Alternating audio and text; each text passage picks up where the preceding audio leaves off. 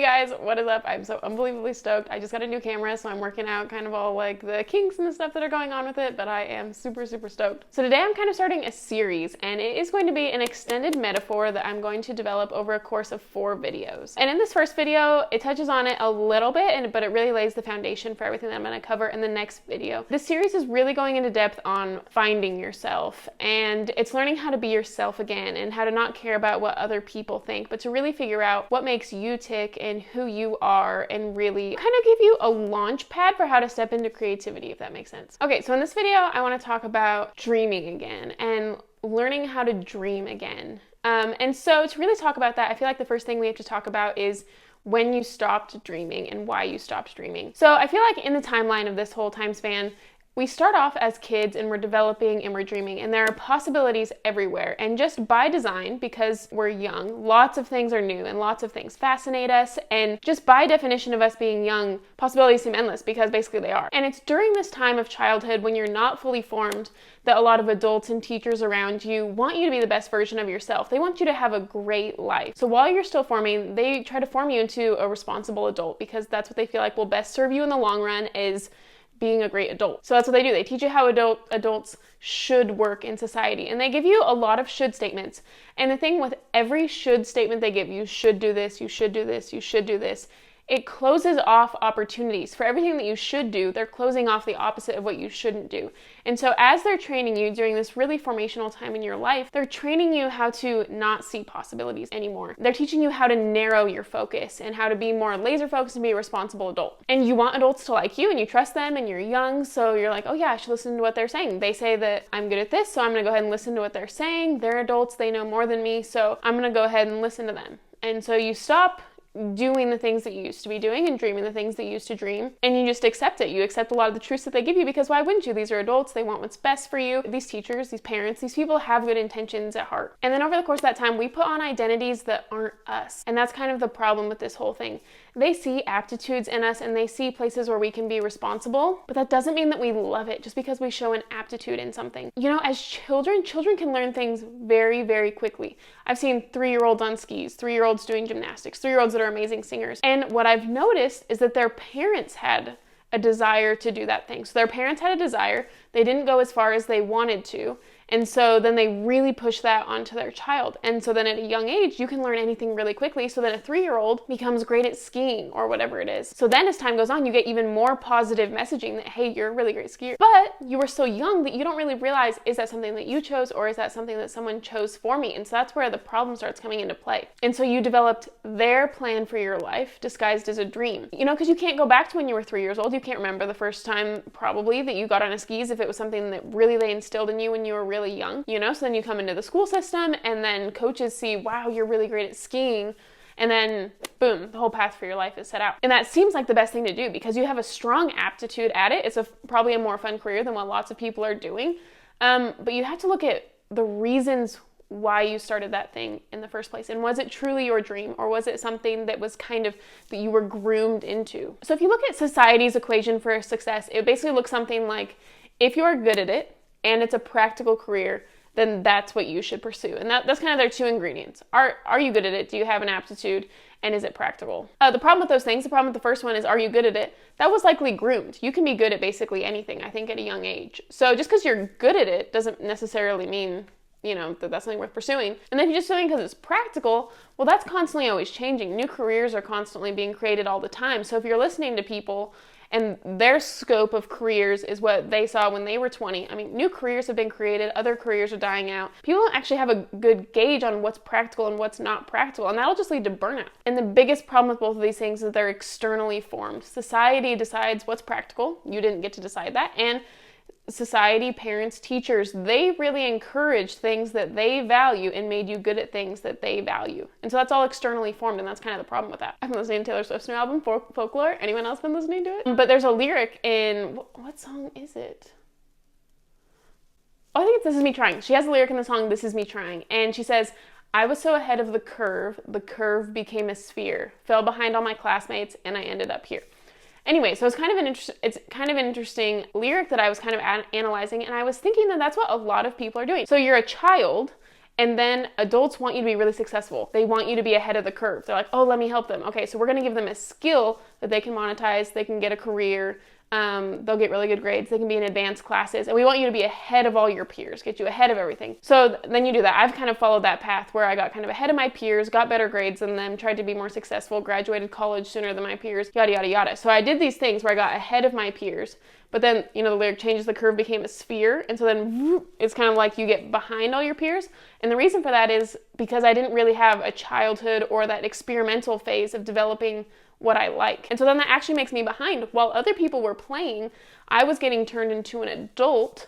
And so now that I'm an adult, I don't actually know what I like. And so now I have to go back to square one, figure out who I am, figure out what I like, what things do I like to tinker around with. Because basically my whole identity, my whole life had been get good grades. And I got good grades. But you can't make a career out of getting good grades. And that doesn't help me figure out what my identity is just by getting good grades. So now it makes you a little bit behind. And I think probably a lot of people are in this situation. So going back to that equation, so if society's equation is what you're good at plus what is practical, that's what you'll be rewarded for. I think we need to change that. Instead of what you're good at, we need to start pursuing things that we are bad at, because that's really where creativity lies and where dreaming again lies. You can't start dreaming again if you can't accept that you're going to be bad at it for a little bit. So I think it's really important to understand that you're going to be bad at something for a little bit and it's going to be messy, but that's how you learn new things and that's how you dream. So I really wish society would really encourage us to do things that we're bad at, because that shows that we're trying new things. If you only do things that you're great at, like I'm great at simple addition, for example, that's not a very fun life. It's not fun to just do things that you're good at all the time and things that are easy for you. That's how you get really stagnant. So you really have to, instead of just trying to focus on things that you're good at, you really have to focus on doing things that you're bad at. And that's a little scary because you're not externally rewarded for it, but it comes from an internal place, a deeper place that knows that you're doing something new and you're doing something creative and you're doing something for you. And the second part of that equation is, instead of doing something practical, try doing things that are impractical, because I think it takes kind of doing the messy first to really figure out what you want to monetize, I guess. So if you do, let's say you tried 10 different creative things that are all impractical. As time goes on, you can figure out which one of those you want to turn into a career and what you really love. But it's kind of putting the cart before the horse when you're trying to make someone into an adult and just get them ready, like career ready, before they know who they are and what they like. So I just encourage you to go through the messy stage of doing lots of things that are impractical and things that you're bad at. What that is, that's creative learning. When you take things that you're bad at and things that are impractical, that's where creative learning comes into play. And I think that's really what schools and parents are really trying to foster. They want learners. They want creative people. I think schools and parents just haven't really been given the best training and the best methods, and they're quite frankly just part of a system that is just going to create little robots and isn't going to create creative learners. But at the heart, I believe that people's best intentions are to create creative learners. So what dreaming is it's starting to open your eyes to all those things. Start opening your eyes to all those things that you're bad at, but you kind of have an interest in. Start opening your eyes to all those things that are impractical. And that's what dreaming is. That's what dreaming again is. It's when you start detaching yourself from all my hobbies have to be monetized. All my hobbies need to be productive. You have to start detaching yourself from that adult thinking mindset and get yourself more into a child thinking mindset, because children aren't thinking about money and career and how productive can they be. They're just like tinkering and they're just having fun. So I want you to do something new and something that's not you. You know what I mean? So like my identity had been kind of formed around getting good grades. And it was really important for me to step out of that and push beyond that. So like I was a math major, and it really seems like something I wouldn't do to pursue makeup and fashion. But I had a season where I was really pursuing that for a full year. And that's just completely not me. Like if you look at the identity that lots of people saw me as, like this nerdy math major that got good grades, those types of people don't do fashion. But I started doing that for a while. And then I started DJing just for fun. And you have to do things that are just not you, because as it turns out, things that are you probably weren't chosen by you. You probably didn't choose the character that you're playing. So it's really important to kind of now go back to the beginning and figure out who you actually are and what you actually like to do. So this is where the metaphor comes into play. So in the next few videos, I'm kind of extending this metaphor. And the first part of this metaphor is dreaming is just acknowledging that there are two paths. There is a path that has been well trodden and lots of people have done it before. And it's kind of different for whoever you've been around. So for example, like it's like that classic archetype in movies where the dad really wanted to be a baseball player, but they didn't really do it. And so then they were really pushing baseball on their son. So what the dad will do is say, hey, I've been down this path. You should go down this path. I've been this far down this path. You could go this far and then go a little further. And so there's this well-trodden path that people know, and that's different for everyone. And a lot of people know, hey, I've been to middle school and high school. You should go to middle school and high school. Hey, I've seen lots of people who've gone to college. You should go to college. Hey, I've seen lots of people that have been teachers. You should be a teacher. So there's this well-trodden path within people's ability to understand. But there's this other path. It seems a little interesting to you, but it is dark. There is no path. I mean, you'd have to go blazing. It's like hardly even a trail. And dreaming is just acknowledging that there are multiple paths. There's the well-trodden path, but dreaming is the ability to see, hey, there's this path. Hey, there's this path. Hey, there's this path. They're all completely dark. There are just tons of dark paths and you do not know what's down them. But dreaming is just like the what if? Well, what if what's down there is good? I think a lot of times our imagination is used for bad purposes and it gets turned into worry. And you're like, oh, what if there are bad things down there? But change that what if to, what if there are good things down there? Yeah, it's a dark path, but just because it's dark, it doesn't mean it's bad. It just means that no one's been down there before. It just means that there are trees covering the path. It doesn't necessarily mean it's bad. It just means that people haven't traversed it before. And so that will mean that you won't really have as many mentors and you won't have people that have gone before you. But you might find out that it's just dark for the first few feet.